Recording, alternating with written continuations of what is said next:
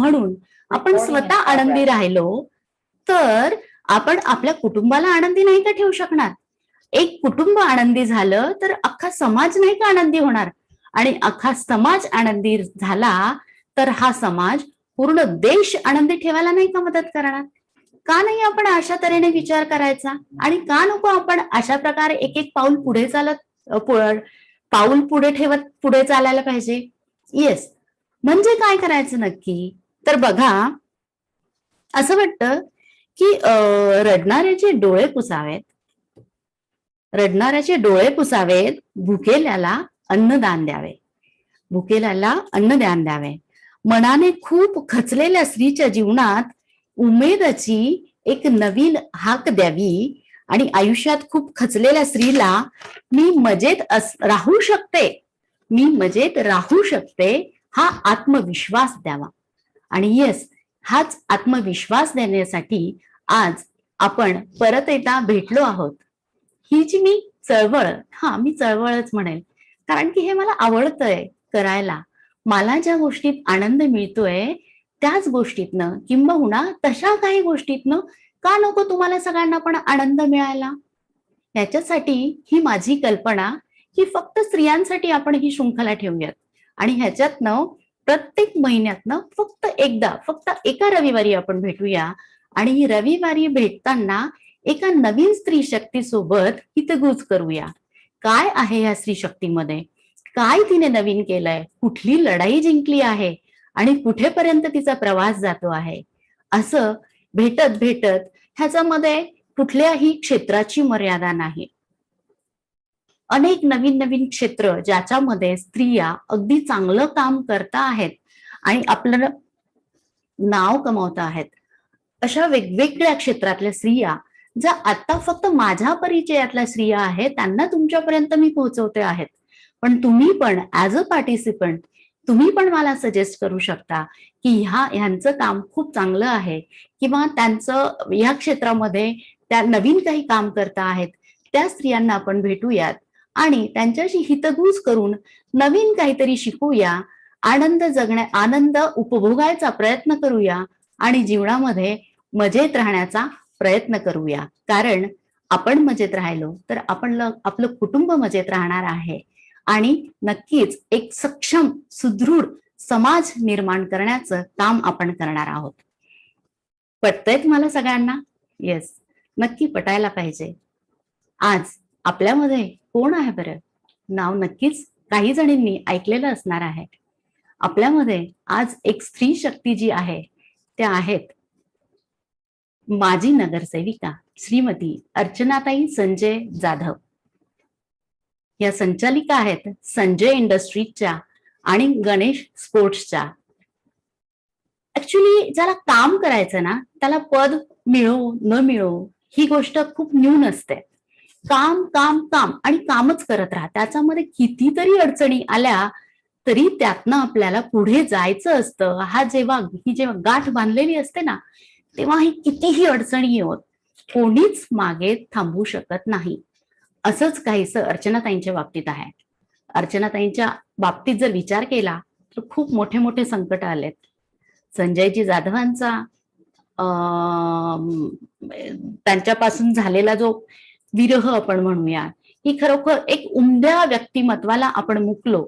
त्यांच्या आयुष्यातनं संजयजींनी एक्झिट घेतली आणि इथपर्यंतच थांबलं का? नाही, देवाने अजून परीक्षा पाहायची जिद्द केली की नाही, ही स्त्री खूप सशक्त दिसते तर हिच्यासाठी नवीन काहीतरी संकट आपण देऊया, असं कदाचित देवाने ठरवलं. आणि देवाने अर्चनाताईंना ब्रेस्ट कॅन्सर, बापरे, भीती वाटते ना आपल्याला ऐकायला सुद्धा, पण येस, अर्चनाताईंना ब्रेस्ट कॅन्सरने घेरलं. मग काय केलं? जेव्हा कळलं की ब्रेस्ट कॅन्सर आहे तेव्हा अर्चनाताईंनी काय केलं? त्या रडत बसल्या का? नाही. फक्त कुटुंबाची सांत्वना घेत बसल्या का? नाही. कामं सगळे बंद केले का? नाही. त्यांनी असं काहीच नाही केलं. मग काय केलं? हो, तुम्हालाही प्रश्न पडला असेल ना, त्यांनी जर ह्यापैकी काही नाही केलं तर काय केलं? हेच तर आज आपण ऐकणार आहोत त्यांच्याकडनं. अर्चनाताई, तुम्ही निश्चितच तयार असाल. मी आज मी मजेत या फक्त महिलांसाठी असणाऱ्या सेशनमध्ये तुमचं मनापासून हार्दिक हार्दिक स्वागत करते आणि तुम्हाला विनंती करते की ह्याचं पुढची सूत्र तुम्ही तुमच्या हातात घ्यावीत आणि आज आपण जी अगदी अगदी मन मोकळेपणाने दिलखुलासपणे महिलांशी संवाद साधावा, काय होत्या तुमच्या जीवनातल्या अडीअडचणी आणि कशा या संघर्षातनं कसं तुम्ही हे युद्ध जिंकलं, हे आम्हाला सगळ्यांना ऐकायला नक्की आवडेल आणि त्यातनं आम्हालाही प्रेरणा मिळणार आहे. अर्चनाताई, मी तुम्हाला विनंती करते की तुम्ही आपलं संवाद सुरू करावा.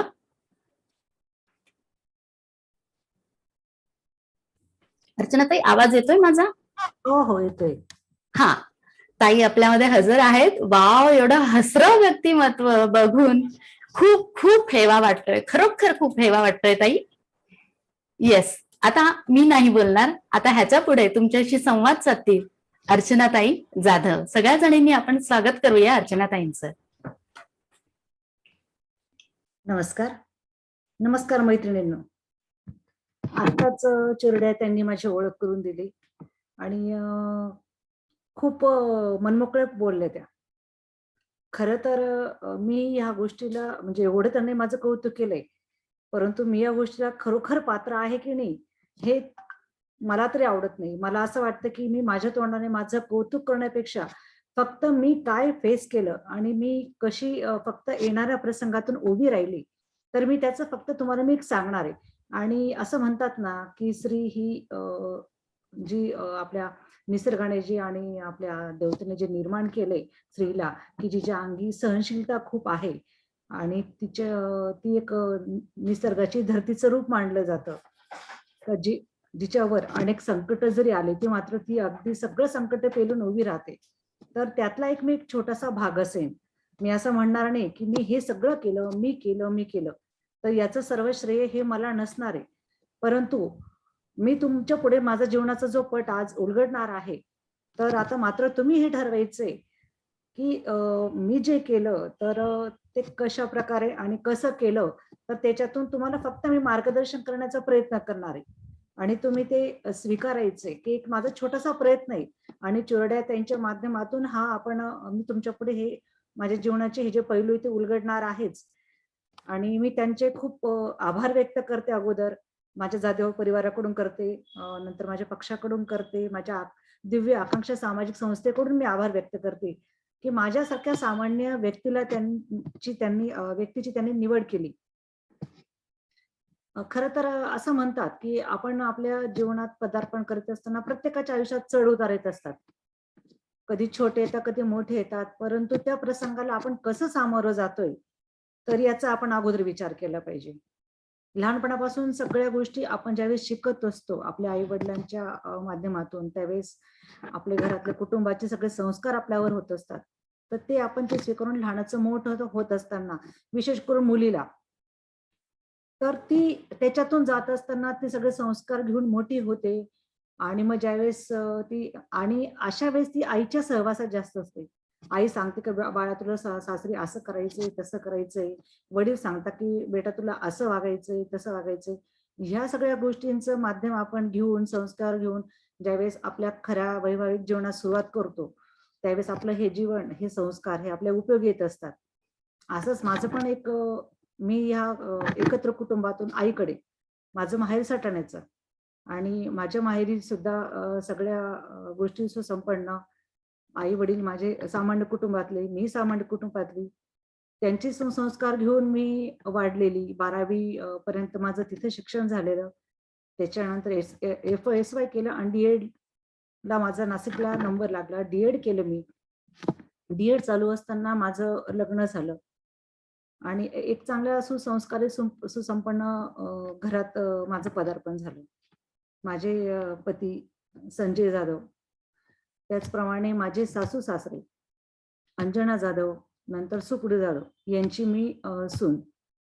माझ्या कुटुंबात 3 भाऊ, आम्ही 3 जावा आणि हा असा आमचा सुखी परिवार. अगदी सामान्य कुटुंबातूनच आमचं पण कुटुंब अगदी तसंच पुढे आलेलं की शून्यातून जग निर्माण केलेलं. प्रत्येक गोष्टीत आणि हे माझे सासू सासरे दोघं जण प्राथमिक शिक्षक, त्याच्यामुळे प्राथमिक शिक्षकाची मुलं ही तेवढीच चांगली सुसंस्कार आहेत. प्रत्येक गोष्टीत त्यांचं ध्येय, आकांक्षा ह्या नेहमीच उंच असायच्या. आम्ही सगळे पदवीधर घरात. माझे मिस्टर्स इंजिनियर, त्यानंतर माझे मोठे दीर आहेत राजेंद्र जाधव, तर हे पदवीधर. माझे लहान दीर सुनील जाधव हे पदवीधर. माझ्या दोघी जाऊबाई, मोठ्या जाऊबाई रंजना जाधव, लहान जाऊबाई उषा जाधव या देखील दोघी पदवीधर. म्हणजे आमचं सगळं कुटुंब सुशिक्षित, सुसंस्कारित. आणि अशा कुटुंबात आमच्या सासू सासऱ्यांनी आम्हाला चांगल्या विचारसरणीची जोड दिलेली, की आपल्याला जे करायचं ते प्रामाणिकपणे करायचं, मेहनतीने करायचं. कधीही आपण मेहनतीने करणार आहे त्याचा आनंद आणि ते आपल्यासाठी अगदी खूप चांगलं असणार आहे. या गोष्टीचे संस्कार आम्ही घेऊन आमचं कुटुंब अगदी छान सुरळीत चालू असायचं. आणि या सगळ्या संस्काराची जोड आमच्या बरोबर तर होतीच, त्याचबरोबर त्यांच्या मुलांवर पण चांगले संस्कार असल्यामुळे त्यांना कधी पण असं जे करायचंय तर ते मोठ्या हिमतीने आणि मोठ्या दिव्यत्वाने त्यांनी केलेलं. माझे मोठे दीर छोट्या कंपनीत नोकरीला होते. माझे पती पण एका कंपनी सर्व्हिसला, लहान दीर सिन्नरला कंपनीत. म्हणजे तिघं भाऊ हे छोट्या छोट्या कंपनी सर्व्हिसला होते. परंतु म्हणतात ना, की आकांक्षा खूप मोठी असते आणि ती जर बाळगली तर आपण नक्कीच आपल्या इच्छित स्वप्नांपर्यंत पोहोचू शकतो. मोठ्या धीरांचं स्वप्न हेच होतं, की आपल्याला काहीतरी मोठं व्हायचंय, एक उद्योगपती व्हायचंय. आणि असं माणसाने नेहमी मोठी स्वप्न बघितली पाहिजे, पण ज्यावेळेस आपण मोठी स्वप्न बघतो ती पूर्णत्वास नेण्यासाठी अथक प्रयत्नांची जोड असावी लागते. ती जोड त्यांच्या अंगी होती. आणि मग त्यांनी एक छोटासा वर्कशॉप भाड्याने घेतला. साईड बाय साईड त्यांची ती वर्कशॉपवर कामं चालू असायची. कंपनी पण बघायचे. म्हणजे नोकरीला जात होते तेही बघायचं, शिवाय आपले छोटंसं वर्कशॉप येथील कामही बघायची. अशी त्यांची थोडी धावपळ व्हायची. ते करता करता मग त्यांनी नोकरीला राजीनामा दिला आणि मग पूर्ण वेळ ते आपल्या फॅब्रिकेशनवर लक्ष देऊ लागले.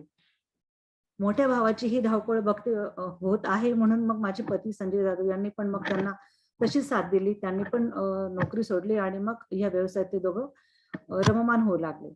बघता बघता हाच वर्कशॉप त्यांनी स्वतःचा घेतला आणि मग त्याच्यात त्यांना चांगला त्यांचा उत्कर्ष होऊ लागला, त्यांना चांगलं यश मिळू लागलं आणि मग खूप कामाची भरभराटी होऊ लागली.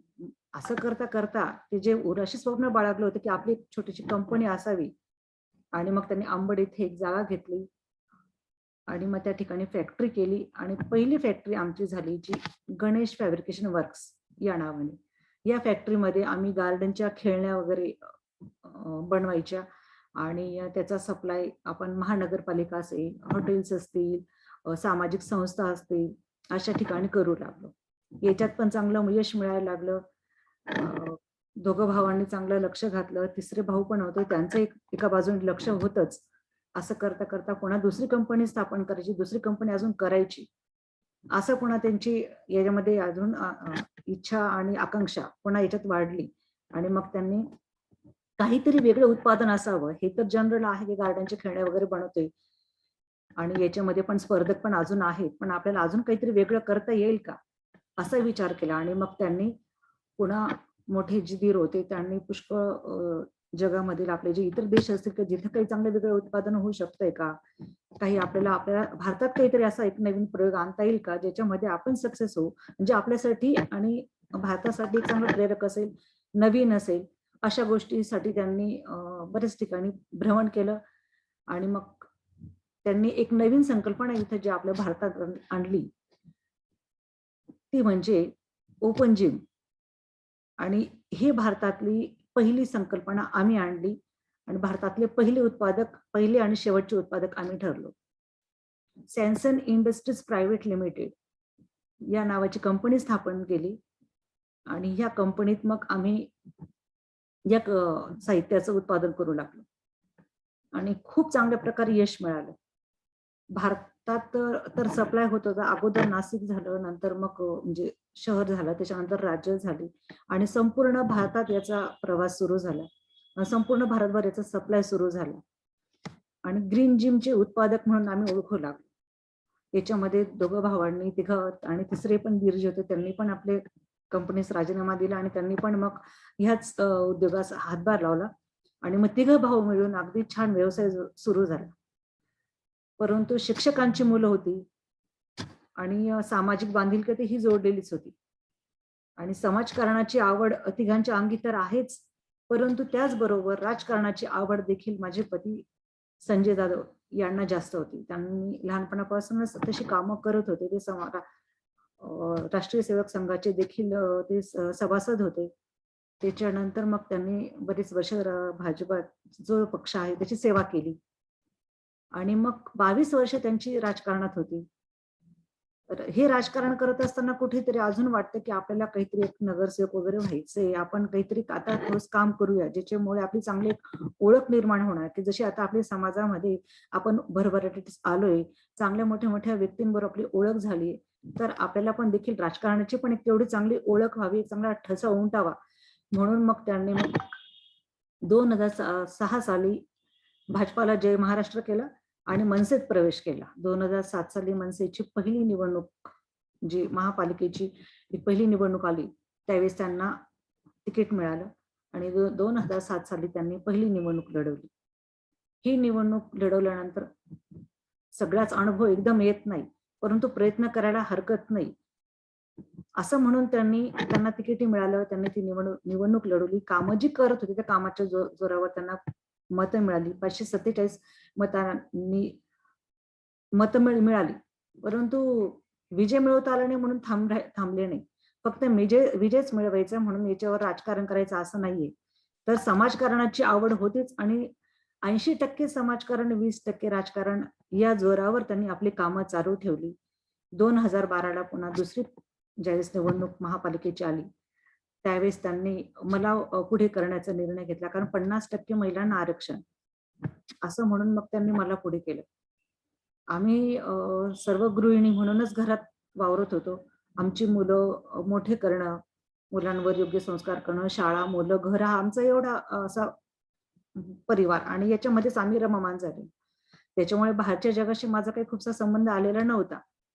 मी जे करते घरातली कामं सांभाळून तर एवढं पुरेसं. आणि मी ज्यावेळेस कॉलेजला होते, म्हणजे डीएडला असताना मी अध्यापनाची कामं केली असतील आणि पाठ वगैरे घेतले असेल, तर एवढंच फक्त माझं धाडस किंवा मला एवढं बोलण्याचं फक्त माझ्याकडे भाग होता. त्याच्यामुळे नंतर मग बाहेरच्या लोकांशी संबंध आला नाही. त्याच्यामुळे मग राजकारणात गेल्यानंतर आपल्याला पुन्हा भाषणं कशी करायची आहेत, कोणासमोर कसं उभं राहायचंय किंवा काय, या सगळ्या गोष्टी नंतरच्या असतात. परंतु मला उभं केल्यानंतर मलाही थोडा प्रश्न पडला की मला हे जमेल का, मला करता येईल का. पण त्यांचा मला पाठिंबा खूप मोठा होता. मला त्यांनी उभं केलं आणि आपल्या सगळ्यांची साथ असेल आणि सगळ्या थोरा मोठ्यांचे आशीर्वाद होते, त्याच्याने मी निवडून आले. भरघोस मताने चांगले निवडून आले आणि माझ्या रूपाने त्यांच्या गळ्यात नगरसेवक पदाची माळ पडली. मला एवढंच माहित होतं की माझे पती माझ्या सोबत आहेत, त्याच्यामुळे मला कामं करायची, पण कामांचा अनुभव नसल्यामुळे त्यांनी प्रत्येक ठिकाणी मला कामं कशी करायची हे शिकवले. प्रशासकीय कामं ते करत होते, परंतु जी वॉर्डातल्या महिलांचा जो संबंध असतो, महिलेचा महिलेशी येणारा संबंध असतो, त्याशी तू निगडीत राहा. महिलांचे जे काही प्रश्न असतील ते तू सोडव आणि त्या माध्यमातून तू पुढे जात राहा.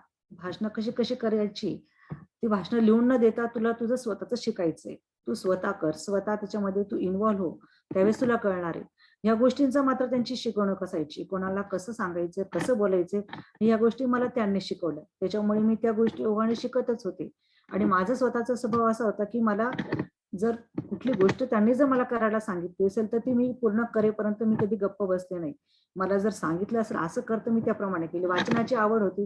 पेपर वाच की ज्याच्यातून तुला चांगली माहिती मिळेल, किंवा एखादी वस्तू, मला अशा वस्तू बनवण्याची आवड होती की ज्याच्यामध्ये तुला म्हणजे घरातील अशा काही वस्तू होत्या, काही आरोग्यविषयक टिप्स होत्या, तर त्या करायच्या तुला, तर त्या तू करून बघ. तर मी ते करून बघायची. मलाही पण ती आवड होती किंवा जे आपल्याला दवाखान्यात जाऊन पटकन ज्या ठिकाणी औषधोपचार करावा लागतो, ज्याला थोडासा वेळ लागणार आहे आणि आपल्याला एक माहित असतं ती महिला असते तर किंवा घरातले काही कुटुंबातले काही मंडळी अशी असते किंवा कुठला आजार म्हणा, कुठला साधा ताप आला तरी पण तो लगेच आपण त्याच्यासाठी आपण दवाखान्यात जात नाही, तर आपण घरगुती उपाय करतो. जसं काढे असतील किंवा हळदीचं पाणी, घसा दुखतोय म्हणून हळदीचं पाणी पितो, अशा या गोष्टी असतात. अशा गोष्टी आम्ही ते करत होतो आणि मला ही अशी आवड होती. पटकन मी ती करायची, घरातल्या सभासदांना देत होती.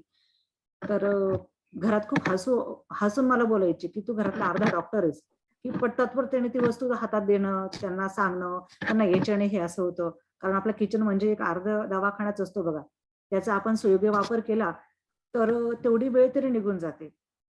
दुखलं वगैरे किंवा आपल्याला समजा पायाला काही दुखलं किंवा सांधा वगैरे दुखला तर आपण पटकन पोटीस बांधणं, अशा काही गोष्टी असतात. किंवा सर्दी झाली तर आपण पटकन तुळशीचा काढा करून पिणं. अशा छोट्या-मोठ्या गोष्टींची जी आवड असते ते आपण ते करतो आणि मला त्यात तर विशेष आवड होती. म्हणून मी ते पटकन करायची. म्हणजे ह्या गोष्टींचं भान मी असं त्या वेळेस ठेवत होते. हे सगळं सांभाळून सुद्धा मी हे करायची. आणि हे सगळं करत असताना महिलांमध्ये पण मग आपण एक महिला आहे म्हणून महिलांना सुद्धा चांगल्या गोष्टी शिकवणं, महिलांना तू चांगलं प्रशिक्षण कसं देऊ शकते बघ बुवा. बचत गट तयार कर, बचत गटांना तू प्रोत्साहन कर. महिलांना पायावर उभं करण्यासाठी काय अजून चांगल्या नवीन आयडियाज असतील त्या तू पुढे कर. म्हणून सोयाबीनपासून त्याचं मिल्क कसं तयार करायचं आणि ते किती आपल्याला हेल्दी आहे, किती प्रोटेक्टिव्ह आहे. तर याचं पण तू महत्व सांग. म्हणून मला ते सोयाबीन मिल्क घरी कसं बनवायचं हे त्यांनी मला सांगितलं. मी ते गुगलवर सर्च केलं, त्याची पूर्ण माहिती घेतली आणि त्याचे फायदे काय हे सगळं पूर्ण मी अभ्यास करून ते सुद्धा बनवलं आणि बचत गटाची मीटिंग घेऊन ते महिलांनाही सांगितलं. याच्याही व्यतिरिक्त बचत गटाच्या महिलांना मी निळी फिनाईल असेल, नंतर लिक्विड सोप असेल, शिवाय त्याचबरोबर आपण ज्या टाकाऊपासून टिकाऊ वस्तू म्हणजे अशा जुन्या साड्या आहेत, तर त्याच्यापासून आपण पिशव्या बनवायच्या आणि त्या पिशव्या उपयोगी असतात. कागदी पिशव्यांचं म्हणजे पर्यावरणाला आपण हानी करणार, झाडांची कत्तल करणार. मग त्यापेक्षा आपण याच्या पिशव्या बनवल्या, कागदी कापडी पिशव्या, तर ते उपयोगी असतील. असा ज्या गोष्टी समाज उपयोगी आहेत आणि पर्यावरणाला घातक न ठरणाऱ्या त्याची प्रशिक्षण घेतली. नंतर महिलांविषयक आरोग्यविषयक जे शिबिर असतील ते सुद्धा घेतले. आम्ही महिलांसाठी पॅप्समियर टेस्ट याचं देखील शिबिर आम्ही भरवलं होतं आणि मी तुम्हाला खरोखर सांगते प्रामाणिकपणे की अगदी 500 महिलांचा प्रतिसाद आम्हाला ह्या शिबिराला मिळाला होता. आणि एक दुर्दैवाची गोष्ट अशी का ह्या सगळ्या महिलांच्या याच्यातून जवळजवळ 5 महिला माझ्या प्रभागातल्या डिटेक्ट झाल्या. बघा, आपण असं म्हणतो की आता थोडा आजाराकडे ह्या गोष्टीकडे मी वळते की महिला हीच पूर्ण कुटुंबाची केंद्रबिंदू असते आणि कुटुंबाचं आरोग्य राहावं म्हणून प्रत्येक स्त्री ही अगदी चांगली काळजीने त्यांना काय हवं नको ह्याची पूर्णपणे ती काळजी घेत असते, दखल घेत असते. मुलांचा डबा, नाश्ता, नंतर मिस्टरांचा डबा, नाश्ता, सासू-सासऱ्यांचं जेवण, औषध, गोळ्या काय असेल ते सगळं ती अगदी नेटाने सगळ्यांना पूर्ण करून देते. परंतु हे सगळ्यांची काळजी घेण्याबरोबर ती स्वतःची कितपत काळजी घेते हे पण महत्वाचं आहे. तर या गोष्टींसाठी सुद्धा आम्ही महिलांची वेगवेगळी शिबिरे भरवत होतो. कधी डोळ्यांचे चेकअप असतील, कधी हाडांची म्हणजे संधिवाताचे कसे असे चेकअप्स असतील. शिवाय आता ही पॅप्समियर टेस्ट ही घेतली आणि याच्यातून अशा गोष्टींचं निदान झालं. मग आपण महिलांनी ह्या गोष्टीकडे देखील एक चांगल्या प्रकारे स्वतःकडे पण पाहिलं पाहिजे हे सगळं करत असताना. हा एक दृष्टिकोन मला त्या कार्यक्रमातून दाखवायचा होता आणि ज्या महिला डिटेक्ट झाल्या तर त्यांना सुद्धा खूप म्हणजे एक प्रकारे थोडंसं त्या खचल्या. पण आम्ही ज्यांच्या वतीने नामको चॅरिटेबल ट्रस्टच्या माध्यमातून आम्ही ही जी टेस्ट घेतली होती तर त्यांनी पण ह्या महिलांना चांगलं मार्गदर्शन केलं आणि आज त्या महिला देखील चांगल्या बऱ्या झाल्या. बघा, आपल्याला कुठे काय आजार होतोय काय तर ह्या गोष्टीकडे दुर्लक्ष न करता आपण जर वेळेवर औषधोपचार केला तर नक्कीच त्या गोष्टीचं निदान होतं. हा एक माझा त्यासाठी पहिला अनुभव होता. नंतर दुसरी गोष्ट अशी की सगळे असे कार्यक्रम मी घेत असताना महिलांबरोबर निगडीत असताना हे सगळं माझे कार्यक्रम खूप छान चालू होते. मी त्यांच्याबरोबर रममाण होते की असं एक चांगलं माझ्यासाठी त्यांनी माझं नाव मोठं केलंय. मला नवीन चांगले अनुभव येत आहेत, नवीन शिकायला मिळते. रोजचा दिवस माझ्यासाठी हा एक शिक्षक असायचा, तो अनुभव हा माझ्यासाठी गुरु असायचा आणि हे करत असताना माझ्या कुटुंबाची मला खूप मोठी साथ होती. आमचं एकत्र कुटुंब होतं. एकत्र कुटुंबामुळे मला हे सगळं शक्य होतं. तू माझ्या बरोबर असतेस आणि माझ्या बरोबर काम करत असताना तुझ्या मुलांकडे सुद्धा दुर्लक्ष व्हायला नको, हे मात्र माझ्या पतींनी मला आवर्जून सांगितलं होतं. आणि मला सुद्धा ह्या गोष्टीचा विशेष आनंद व्हायचा की आणि जाणीव पण व्हायची की आपण एवढ्या मोठ्या पदावर गेलोय तर ह्या गोष्टीचा कदाचित आपण बाऊ केला नाही गेला पाहिजे किंवा आपण या गोष्टीचा खूप मोठा अभिमान म्हणा किंवा गर्व बाळगता कामा नये. आपण आहे त्या जागेवरच असायला असावं, कारण आपली जबाबदारी पण तेवढीच मोठी. स्त्री कितीही मोठ्या पदावर गेली तरी तिला तिचं किचन कधी सुटत नसतं. तिला तिचे मुलं आणि कुटुंब हे सांभाळावंच लागतं, हे तितकंच खरंय. आणि मी ते पण त्याच रीतीने सांभाळत होते. पण मला याला जोड म्हणून माझं कुटुंब मात्र खूप साथ देत होतं. की मला कार्यक्रमांना बाहेर जावं लागायचं म्हणून माझ्या घरी कधी माझ्या जाऊबाईंनी कधी या गोष्टी कशासाठी तक्रार नाही कधी केली की तू जा, तू पुढे कर, आहेत आम्ही. मला माझ्या सासू सासऱ्यांनी सुद्धा तेवढंच पुढे केलेलं होतं त्याच्यामुळेच मी सक्सेस होत होती, सगळी कामं बरोबर होत होती. परंतु असं म्हणतात ना, की चांगल्या गोष्टीला कुठेतरी एक बंधन येतं म्हणा किंवा नियती कुठेतरी एक कुठेतरी फिरत असते आपल्या भोवती. सगळे चांगले कामं होत असताना आमची सगळी कामं चांगली होत आहेत, चांगली होत आहेत. ह्या सगळ्या आनंदात असताना कुठेतरी एक मिठाचा खडा पडला आणि 2014 साली माझ्या पतीचं निधन झालं डेंग्यू आजाराने. हे सगळं मला सांगताना आज तुम्हाला हे सांगते, की मला खूप फेस करावंसं वाटतंय. म्हणजे खूप फेस होते मी.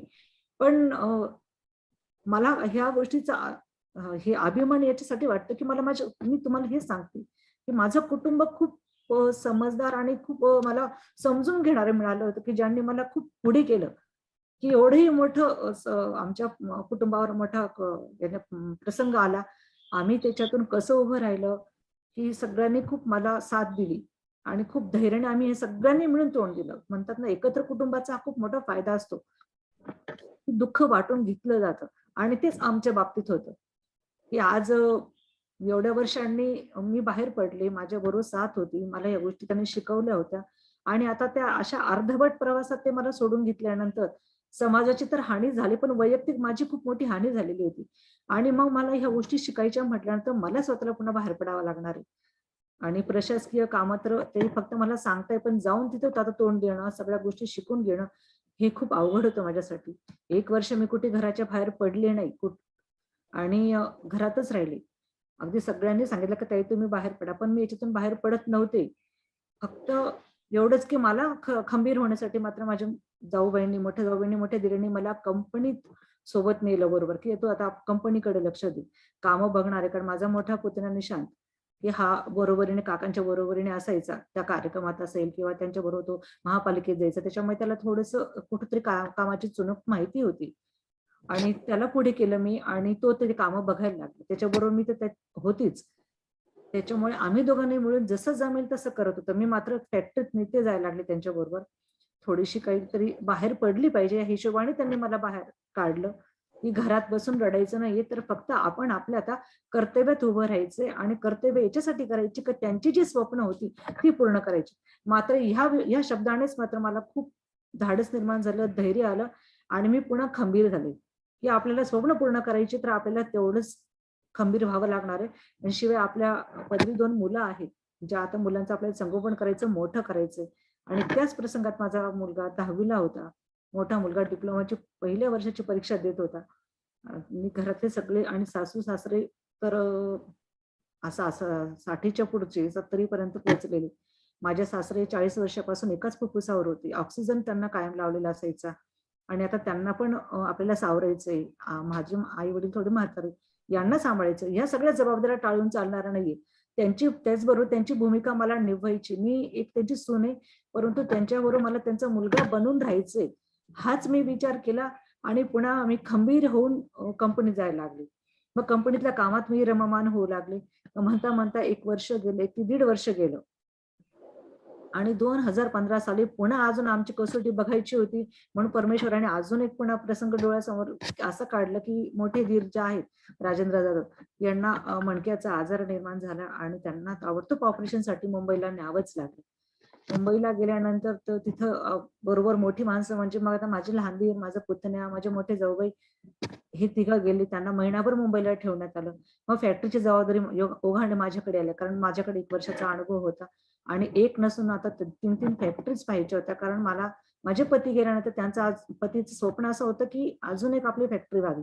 म्हणून संजय इंडस्ट्रीजच्या नावाने माझ्या मोठ्या दीराने अजून फॅक्टरी खरेदी केली आणि या तिन्ही फॅक्टरीचं काम बघायचं काम आता माझ्याकडे आलेलं होतं. माझ्याकडे फारसा खूप अनुभव नव्हता.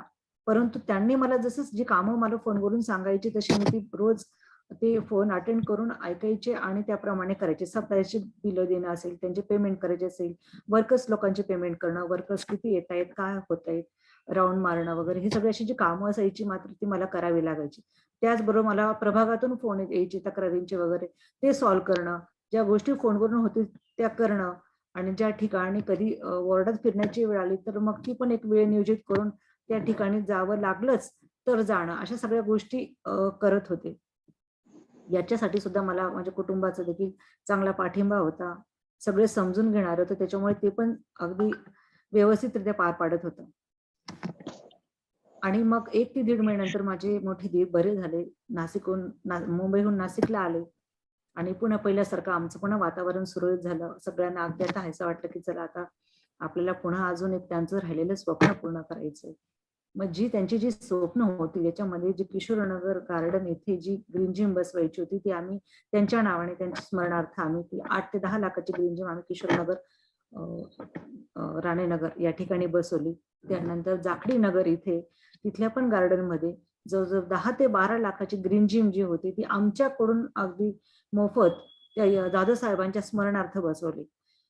की आरोग्याला कुठलेही जे महत्वाचं असेल त्या आरोग्याच्या संवर्धनासाठी जाधव घराण्याचं नेहमीच एक पाऊल पुढे राहिलं. त्याही ठिकाणी मी मागे राहिलेलो नव्हतो. कारण ग्रीन जिम ही संकल्पना अशी होती का इंडोर जिमला सगळेच जाऊ शकतील व्यायाम करायला, तर तसं नाहीये. तर सगळ्यांना तिथली फीज परवडेल असंही नाही. सर्वसामान्य व्यक्तीला तर करता आलं पाहिजे तो व्यायाम. म्हणून त्यासाठी ग्रीन जिमची संकल्पना आमच्या मोठ्या दादांनी पुढे आणली आणि त्या व्यायाम प्रकारावर ते जे व्यायाम साहित्य त्याच्यावर अगदी 5 वर्षाच्या मुलापासून तर 80 वयापर्यंतच्या आजोबांना देखील व्यायाम करता येईल. तो शिवाय मोकळ्या हवेतला अशी संकल्पना